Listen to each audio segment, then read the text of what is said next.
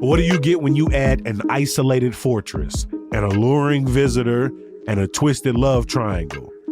The Dance of Death at Steppenwolf Theater, which folks are calling a masterclass in marital warfare.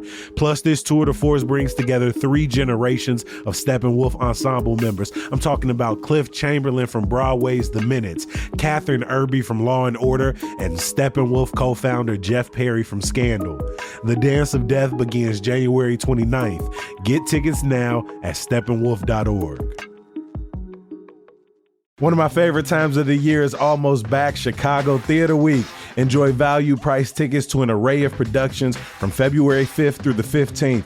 For $30, $15, and in some cases even less, you can enjoy great shows across Chicago's dynamic theater scene. Productions range from comedies and dramas to musical and improv shows, so trust me, there is something for everyone. Brought to you by the League of Chicago Theaters in partnership with Choose Chicago, Chicago Theater Week has been bringing audiences together for 14 years. Visit chicagotheaterweek.com for more information on shows and to buy your tickets today.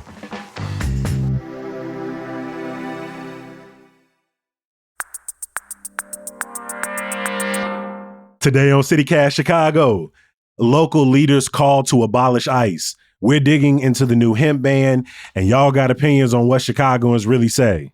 It's Tuesday, January 27th. I'm Jacoby Cochran, and this is what Chicago's talking about.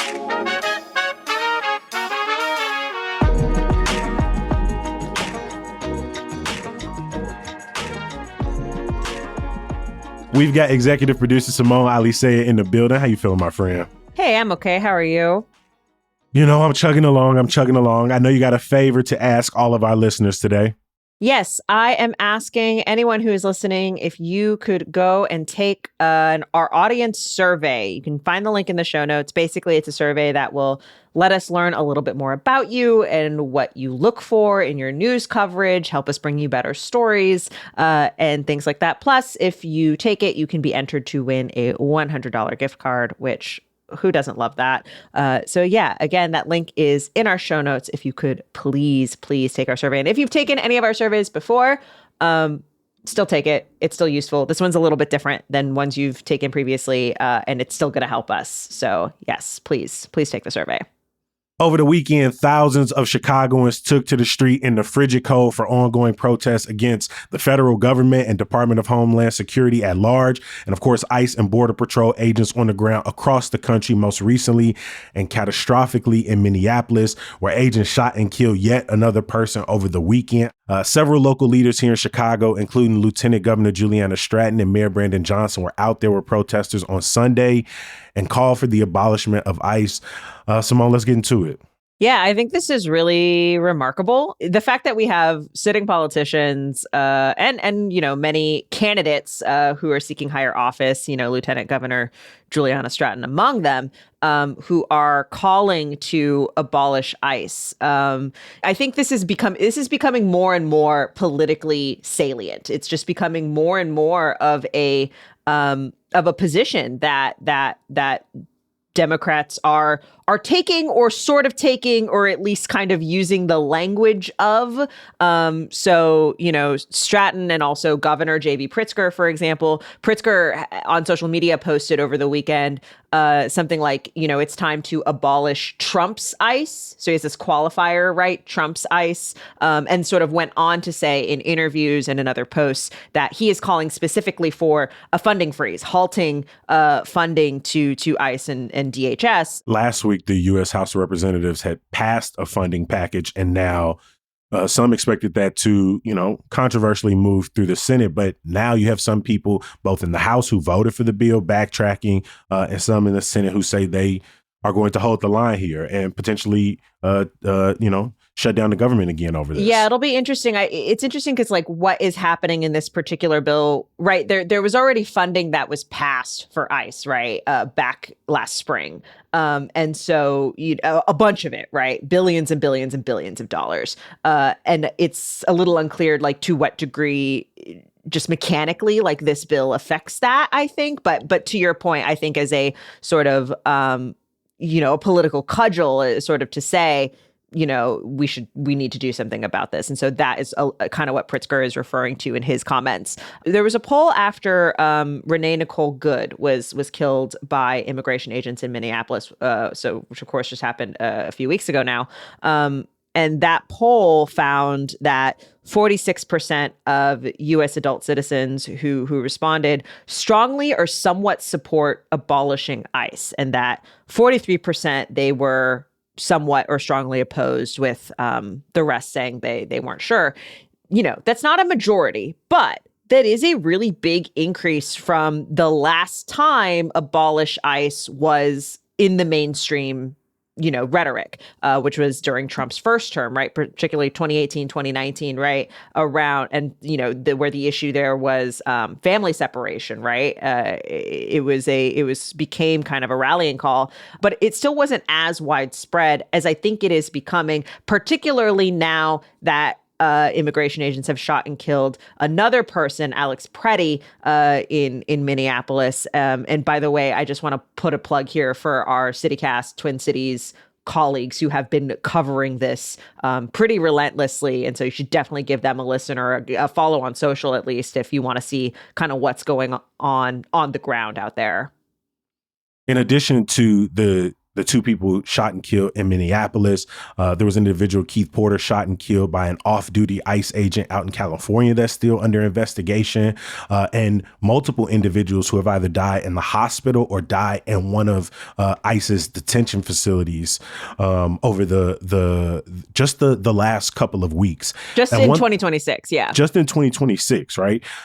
And one thing I don't want to happen with these qualifiers, and while I understand why politicians are sort of slowly leaning into this conversation in their own calculus, especially those who are seeking higher office. What I don't want to happen is this just becomes Trump's ICE. And I get, and there we're talking about the $75 billion in funding, right? Which in 2003, they had a budget of $3 billion.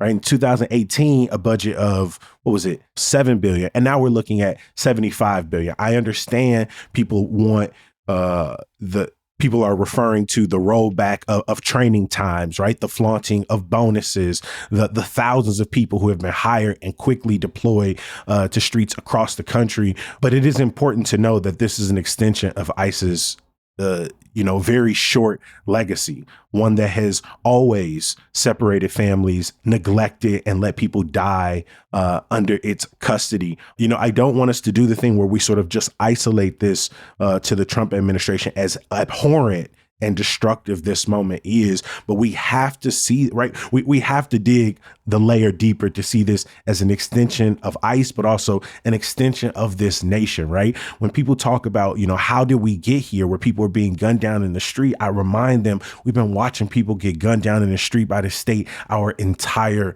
lives. And so let's not negate the fact that much of this violence is built into the DNA of this country. And so I don't want bad apple rhetoric to become the guiding principle of politicians in this moment.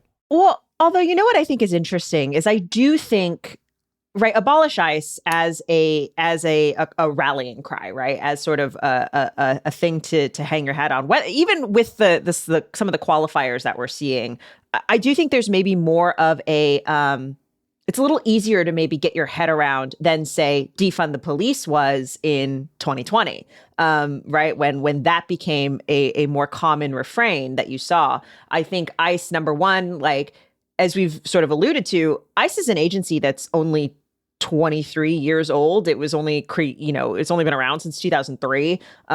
Department of Homeland Security as a department only been around. It was created through legislation in 2002, right, directly in response to 9/11 and the idea to kind of combine counterterrorism law enforcement efforts with immigration enforcement efforts, right? We had kind of a completely different way of approaching immigration. And one of the other things I found interesting, I was digging into the history too of the predecessor to ICE, INS, right?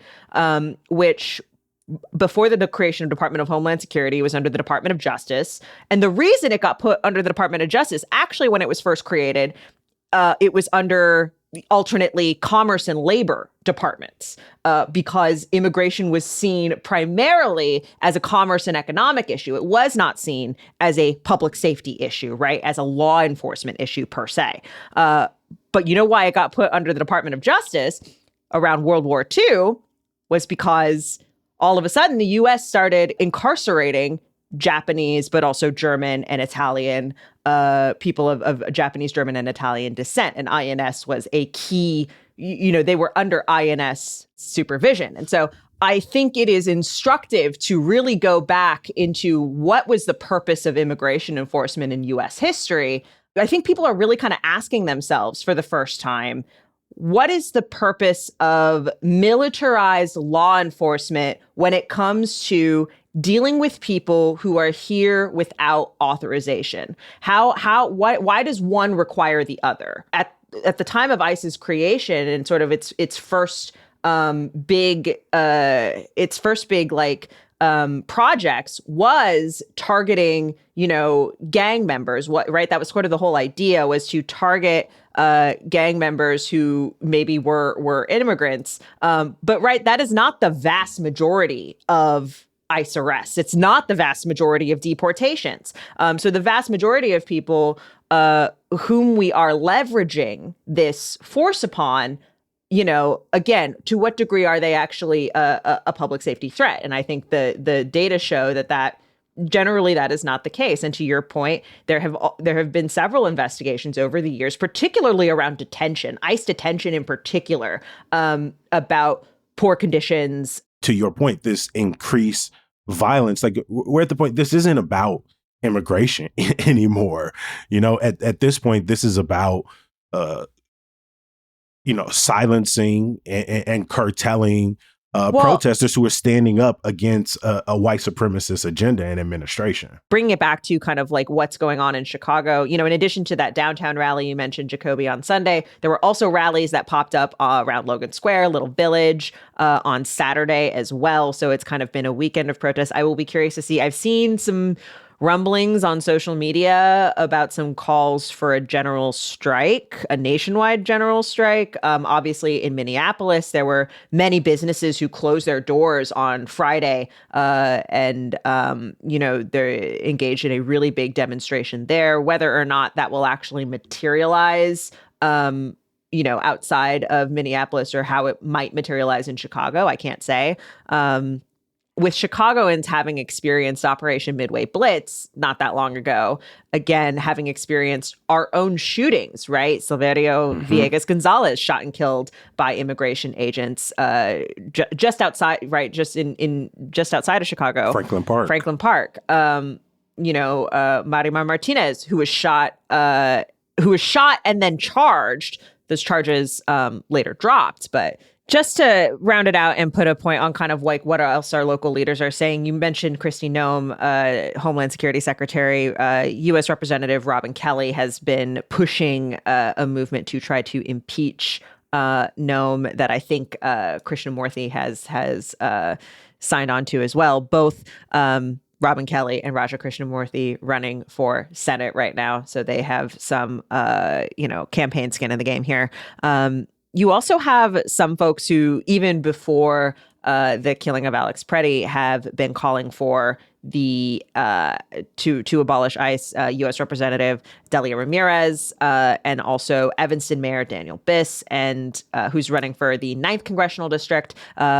And one of his competitors, Kat Abu-Ghazaleh, long has sort of been part of her campaign as well. And I will be curious to see who, I haven't heard Chicago politicians who are at this point, right, as we speak in late January here, who are trying to who are pushing back against that in a particularly aggressive way. I think they're mostly, if they feel that ICE is doing its job the way it's supposed to, they are staying quiet right now. All right, so picture this. You are hearing a world-class piano performance. I'm talking top of the line, some of the best players in all of Chicago, live in what used to be A 7-Eleven. Yes, you heard that correctly. That is the scene at the checkout where Access Contemporary Music is hosting a solo piano spotlight series. And they want to be clear, no tuxes, no stuffy concert halls, just some electrifying playing. And get this, tickets are just $20. And if you like Kobe, that sounds cool. That sounds like a great date night. But you also mentioned 7-Eleven, so for some reason, all I can picture is a slushie in my hand. Well, luckily they got that too. In fact, you can sip a Manhattan slushie or a non-alcoholic beverage of your choice. So you get in a world-class piano concert in an intimate setting with a liquored up slushie in your hand. Come on, what are you waiting for? Shows are Sunday afternoons, February 8th, 15th, and the 22nd, and March 8th at 4116 North Clark Street. And you know what? I'm gonna do you one better. Go and throw in the promo code PIANO for 20% off tickets. So you're finna get all of that for $16. Come on now, get yours today at thecheckout.org. That's thecheckout.org.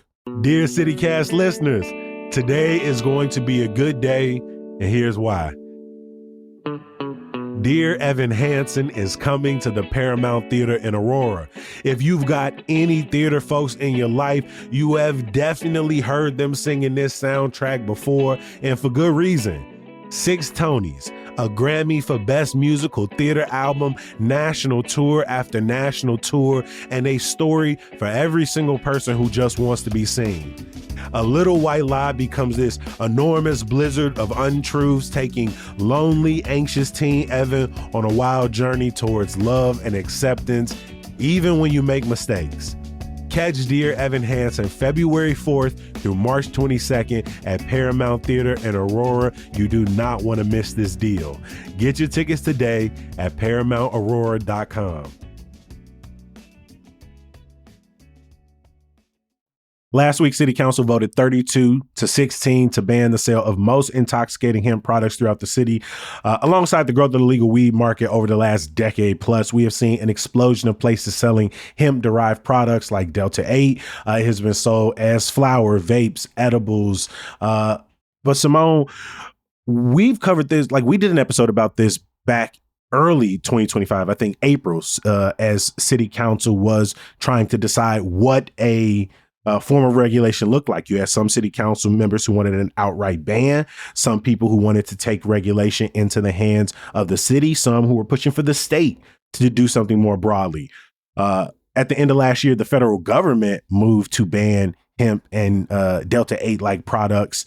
And so it seems like city council sort of rounded the corner and picked this back up, but with a lot more seems like a lot more people in support of just outright banning it all, not altogether, but in many of its forms. Let's talk about the nuances here. So number one, let me just start with that federal legislation you mentioned, because that's not going to go into effect until November of this year.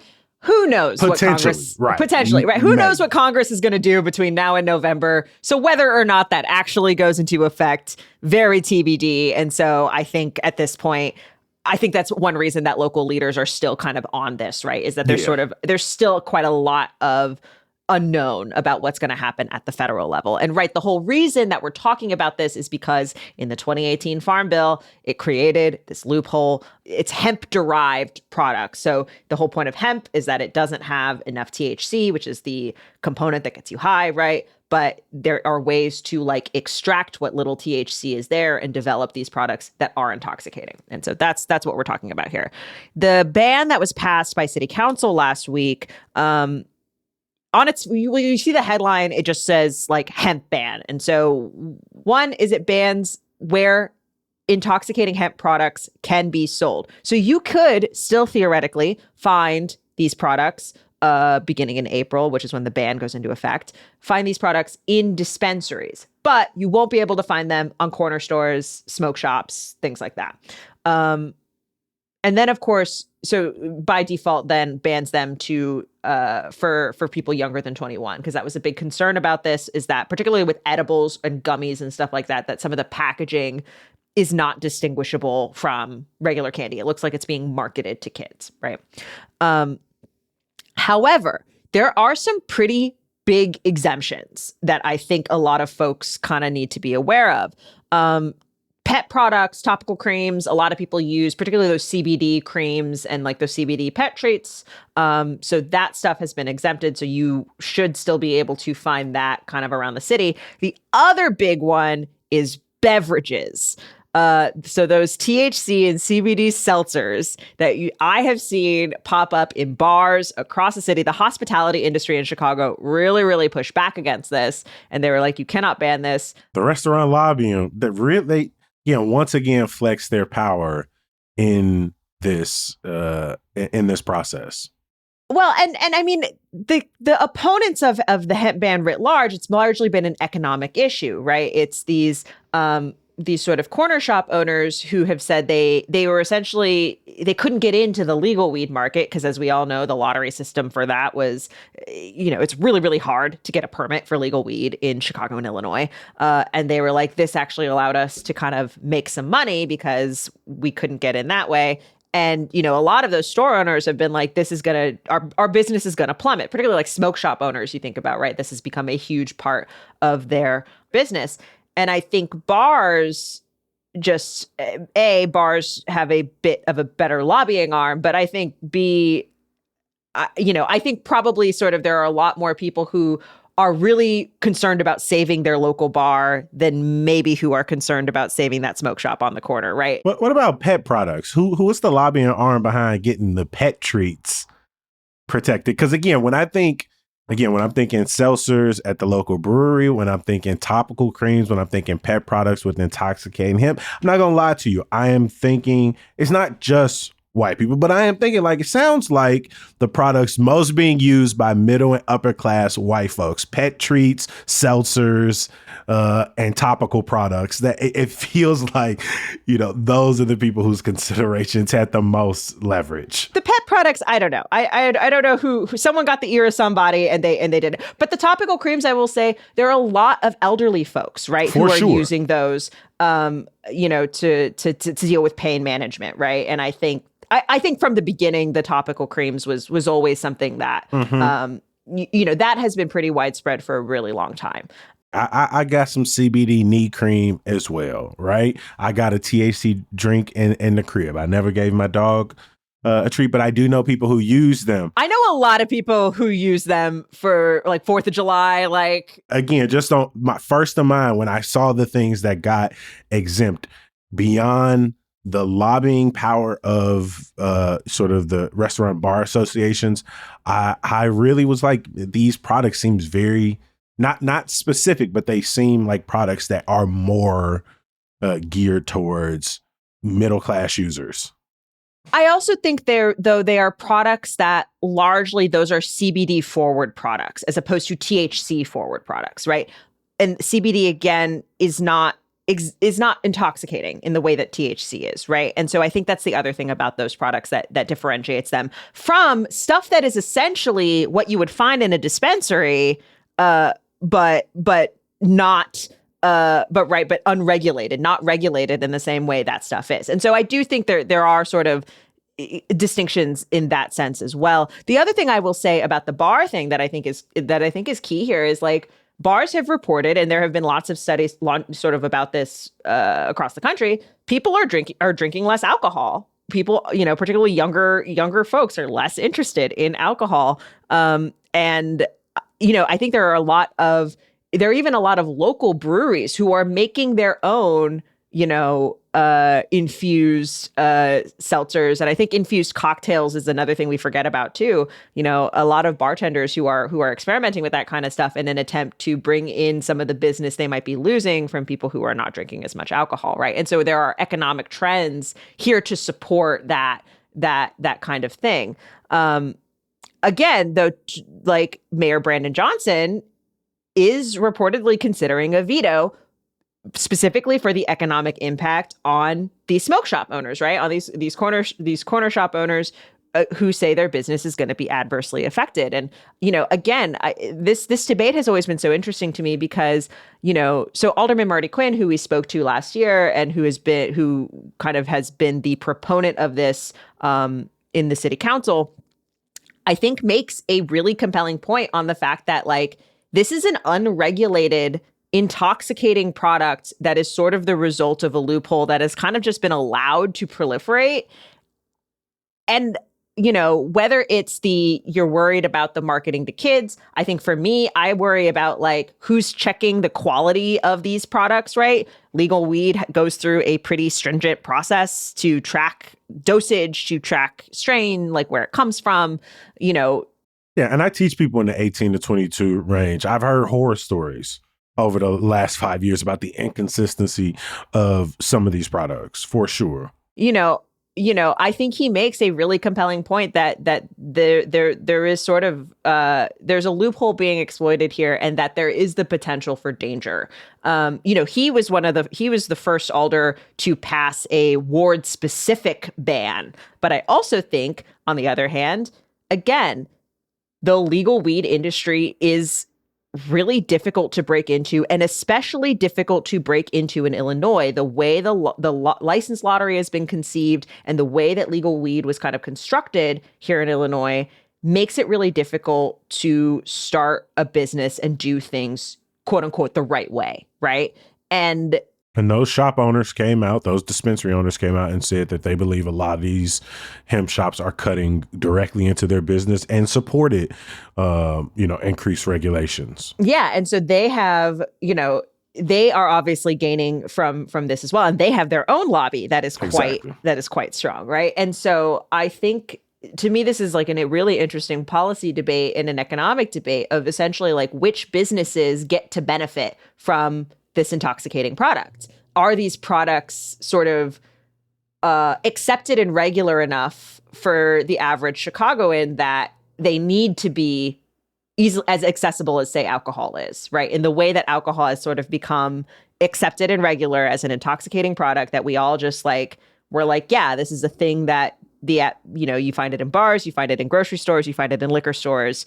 Is this one of those products? And if so, why are we differentiating it from legal weed? And should legal weed maybe be? To me, it just launches a whole list of possibilities. And so I don't know if Johnson's going to veto this. It does have pretty broad support. It's only a couple of votes away from veto proof, and so.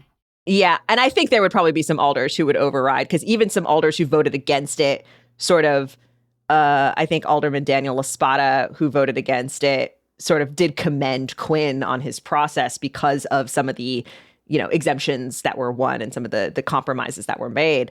And so I don't know that the council would react well to a potential veto, but would be interesting. Would be the second veto of Johnson's tenure, and that's very weird and unusual. I will say what's tough is for some of those businesses left in the middle who were very well reportedly self-regulating, selling to over 21, who were putting in the extra money up front to have their products tested.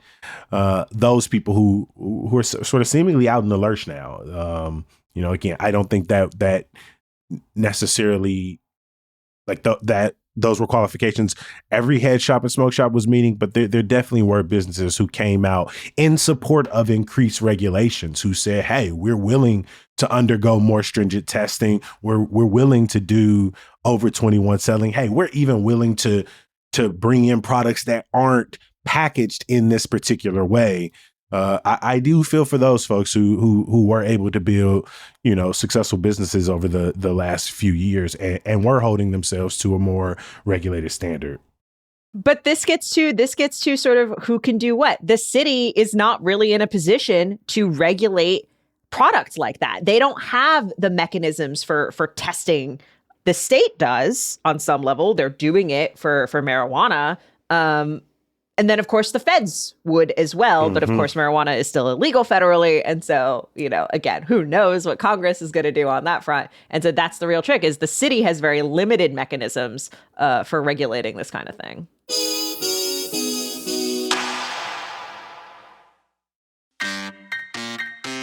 If you're sitting in your crib uncomfortably cold, you might be thinking, I am sick of these old drafty windows. You love to get new ones, and you imagine yourself warm and cozy even when the snow's coming down, but you don't really want to pay a fortune.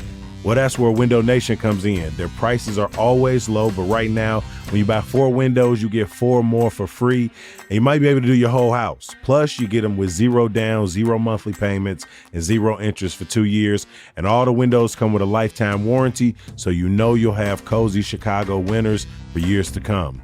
Don't wait. Schedule a fast free estimate now at windownation.com.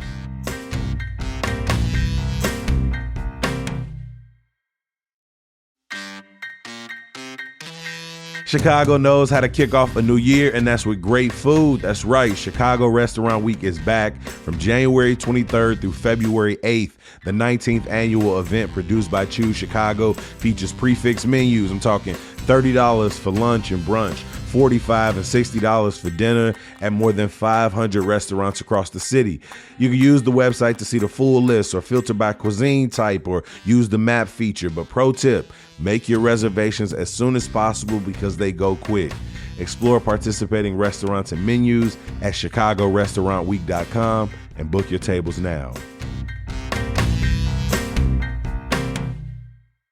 Fasten your seatbelts for an all areas access conversation spanning a decade inside Formula One with none other than former Haas F1 team principal Gunther Steiner. Unfiltered Live is an event no Formula One fan, hell, no racing fan should miss. The star of Netflix's smash hit docuseries Drive to Survive will take you on a wild ride through his career in motorsports and his decade of working on the Haas team. And it's for one night only. November 15th, Unfiltered Live at the Cadillac Palace Theater. Tickets at BroadwayInChicago.com.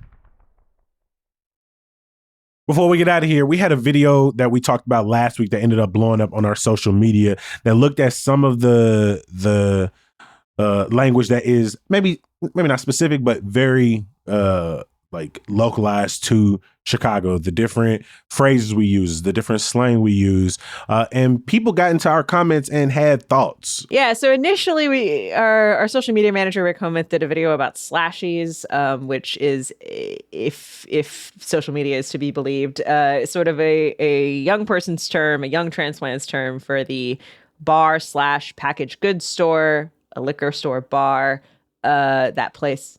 Yeah, that place where you can buy a 6-pack and take a shot at the same time.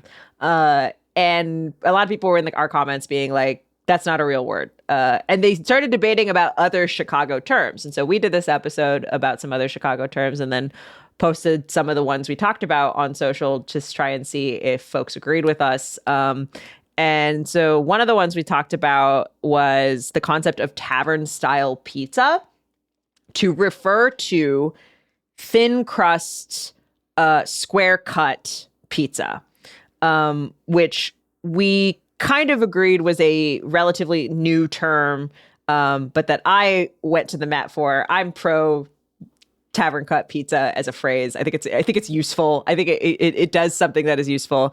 But one of our friends, author and just general CityCast friend, Eve Ewing, commented on our post saying, when I was growing up, that was called pizza. That was pizza and pizza was that. No qualifier needed. And deep dish pizza was deep dish pizza, which I can kind of see especially if you grew up here. Another person, Jacoby, you'll appreciate, referred to that style of pizza as Italian Fiesta style pizza, which I know is your favorite.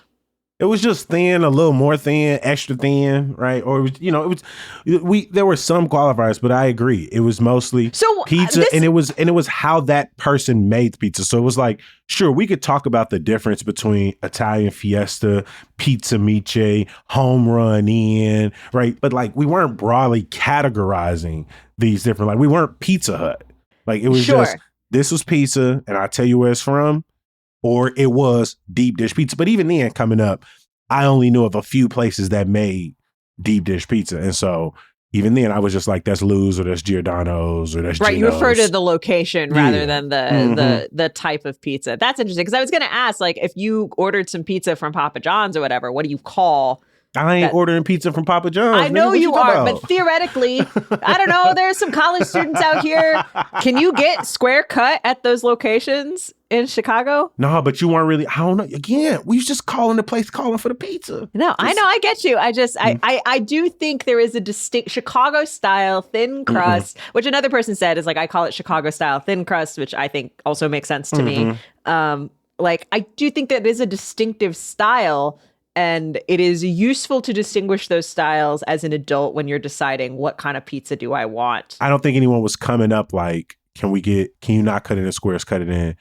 Like, slices were cut as slices, and when it was for a party, it was cut in squares, and that was just what it was. Party cut. Well, that's the other one of the other words we suggested was party cut. But yeah, generally the agreement among people who grew up in Chicago was that there is no word for tavern style pizza unless you're not from here. You're just getting pizza from the place, and the place make the pizza how they like it, and you just internalize the differences. So another thing we talked about was the names. Number one, the term expressway, and whether or not we use the names of the expressways, the Edens, the Kennedy, the Dan Ryan, et cetera. And people had a couple different takes on this, on like who uses the names. I think this one is my favorite. Someone who commented, my experience is that only suburbanites like me know expressway names like the Dan Ryan or the Kennedy. People who live in the city don't rely on interstates as much, so they don't pay close attention. I have to wonder if the interstate names will decrease in relevance now that people don't get traffic planning information from the radio anymore. Waze doesn't call it the Edens, last I checked. I think this is a key point, actually, for new people coming to Chicago, because when I first moved here, one of my first jobs is I worked, I was working the desk and had to work overnights and had to listen to the police scanner, had to listen to radio traffic reports. And that's kind of where I learned the different expressway names. But it is true that when I am on using my Maps app, they use the numbers primarily when they tell you what highway you're getting on. And again, to me, it's a highway, guys. It's a highway or a freeway. It's not expressway. I don't know. Expressway. It's not even expressway. It's just expressway. It's the expressway. It's not express. The traffic is bad. It's just the expressway. I will say, coming up with like Val Warner in the helicopter in the mornings and like watching WGN, listening to like 92.3 WGCI, you did hear the names of the highway a lot more. Like, I heard it a lot more as a kid and could probably identify them by their names as a kid. But like I said, I really only ever say off the Dan Ryan. And again, I'm very much talking about between like 87th and 79th Street, very particularly. But other than that, yes, 290, 57, 90, 94. But I will say, the idea that we don't rely on the highway, sure, but I don't know. I'm on the highway most of my friends in the city. I don't know. So, most of my friends do not drive and don't. Even in like a Uber, I'm like, or even if I'm like in a ride share, I'm constantly. But I think the trick is, though, when you're in a ride share, you're not so I have a lot of transplant friends who don't drive. And so like if they're going to West Loop, for example, and they're getting on the Kennedy to get there, they're not tracking what that highway is called because they're not tracking where they're going because they're not driving. You know what I mean? And so I think it's probably different for you when you're in an Uber and you know the city very well and you have driven in the city versus people who do not drive, who are just like, you got to understand, a lot of people are just getting around here vibes, just based on vibes, which again, insane to me, not the way I like to operate. But I know a lot of people who are that way. A lot of people who just letting Jesus take the wheel, for sure. You know what I'm saying? I think the one where most people had different opinions on this is we talked about what you call the stadium where the Sox play, where the White Sox play. And there was like Sox Park, Wright Field, the Cell, or Comiskey, which a lot of people were like, I still call it Comiskey. Yep. Fine. But to my hypothesis, there's a lot more variance and thus probably a lot more acceptance. I see one here, 35th and Shields. I'm being honest, I ain't never said. But I have heard that. I definitely have heard it. Yes. I have never once said that. No. I have heard that. And I don't know if that's like the new stadium that we have is like across the street from where old Comiskey was. And so I don't know if 35th and Shields has kind of like always been a thing. It was on 35th and Shields since 1910 when it opened. So that's a long one. I was just going to say, one name that I feel like doesn't get talked about a lot, and maybe doesn't have, probably has, people who still call like the United Center Chicago Stadium. But like for Chicago Stadium to be open from the 30s into 1995 before it was replaced, again, right across the street by the United Center, no one is ever like, that's the Chicago Stadium. Right? No, I think people do still call it the Madhouse on Madison, though, which doesn't actually refer to the UC. It refers to the Coliseum, to the stadium. That's a good point. Which, I think is sort of one of those things. But I agree with you. In general, I feel like there's not a Chicago Stadium evangelist. No, which is interesting. You would think so. We also got a text after the episode from Marie, who grew up in Avalon Park and now lives in Arizona. And she texted us with a couple of other debatable words that I thought were interesting. Sneakers and pocketbook. And she said that using those words may take away my Chicago card. Sneakers, I know, are gym shoes, potentially. Although I am a yuppie who says tennis shoes most of the time. So what are you going to do? Pocketbook, I thought was interesting. I don't know if that's a regional thing. That feels more like a generational thing. Yeah, I was like, that just don't even feel like a word that comes up a lot. Kind of like icebox. Sneakers and soda are probably words that have snuck into my language more, but that's just because I got a ton of family in DC and in Texas. And so spending the summers there, they've kind of snuck in over the years, but it's usually popping gym shoes. And again, I ain't never saying pocketbook, but I see where it could come up. Yeah, I say soda also because I'm from the West Coast. I could never do pop. I don't know why. It just doesn't. It does not resonate with me. It does not communicate to me the thing that it is. I want to give a huge thank you to our executive producer, Simone Alicea. As always, thank you for making time. Hey, thanks, Jacoby. Before we get out of here, please head to our show notes and take our audience survey and get yourself entered in for a chance to win $100. We want to hear from the listener. Of course, we can't get out of here without some good news. I just want to give a shout out to the city of Chicago, which opened the country's second ever food pantry inside of a public library. Yes, West Garfield Park's Legler Regional Library is partnering with the Greater Chicago Food Depository. In fact, it soft launched earlier last summer, but it has officially opened with hours on Thursday and Sunday. I'll drop a link in the show notes so you can learn more. We appreciate you for making time for the podcast. Please subscribe to our daily newsletter and be back here bright and early tomorrow. We'll talk to you then. Peace.